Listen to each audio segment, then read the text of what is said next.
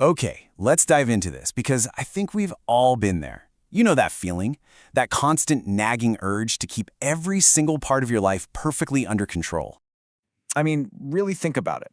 You're trying to steer a project at work, you're trying to guide a relationship just so, you've got your whole life mapped out, and yet, the harder you grip the reins, the more chaotic and stressful everything gets. It's this super common frustration, and we're going to get to the bottom of why that happens. I mean, it's no wonder we feel this way. Our whole society is basically built on this idea. We're taught from day one that success means taking charge, managing every little detail. We're sold this dream that if you can just control your career, your future, your relationships, you can basically guarantee a perfect life. But here's the incredible irony, the big paradox of it all. The goal is perfect control, right? But what's the actual result? It's constant anxiety.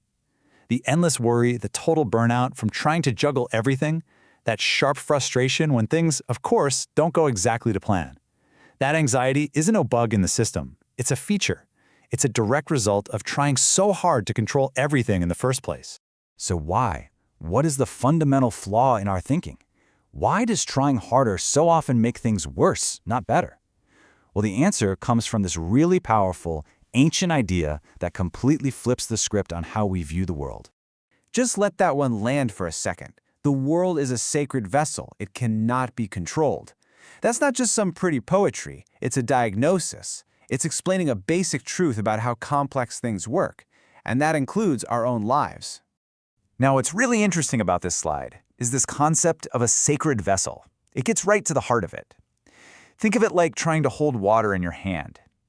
What happens if you squeeze your fist as tight as you can? The water just squirts out everywhere, right? The harder you try to control it, the less you actually hold. Our lives, our work, our relationships, they're like that water. They are these incredibly complex, interconnected systems. And when you try to force them, you just make things worse. And that's the million-dollar question, isn't it? If the main strategy we've been taught our whole lives is actually the source of the problem, then what are we supposed to do? It feels like you're stuck, but actually, it's the doorway to a much, much better way of operating. So the antidote is probably the last thing you'd expect. It's totally counterintuitive to our hustle and grind culture.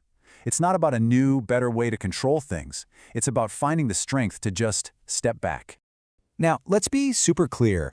This is not about being passive or just giving up. No way. This is a strategic move. It's about shifting from brute force to a kind of intelligent patience. It's recognizing that a lot of the time, our desperate need to help or fix something is the very thing keeping it broken. We're the ones constantly stirring the pot and wondering why it's so messy. Okay, so what does less intervention actually look like? How do you do that? Well, this brilliantly illustrates the whole idea with a simple, practical metaphor that you can use every single day. This is it. This is the whole thing right here. Our problems, our anxieties, that confusing mess in our heads, that's the muddy water. And what's our first instinct? To jump in and start stirring, to fix it, to figure it out, to control it right now. But all that frantic stirring just keeps the mud suspended, making it impossible to see clearly. True clarity doesn't come from forcing it. It comes from having the patience to just be still and let things settle. So how do we actually practice this? It's really a simple three-step mental process. First, just notice that impulse. You know, that frantic energy, that tightness in your chest that screams, do something. Just see it. Acknowledge it's there. Step 2, resist the urge to immediately react. This is the hard part, and it's an act of real strength, not weakness. You're making a conscious choice not to add more chaotic energy to the situation. And then, step 3, you just allow clarity to show up on its own time. Because when you stop stirring, the mud will settle.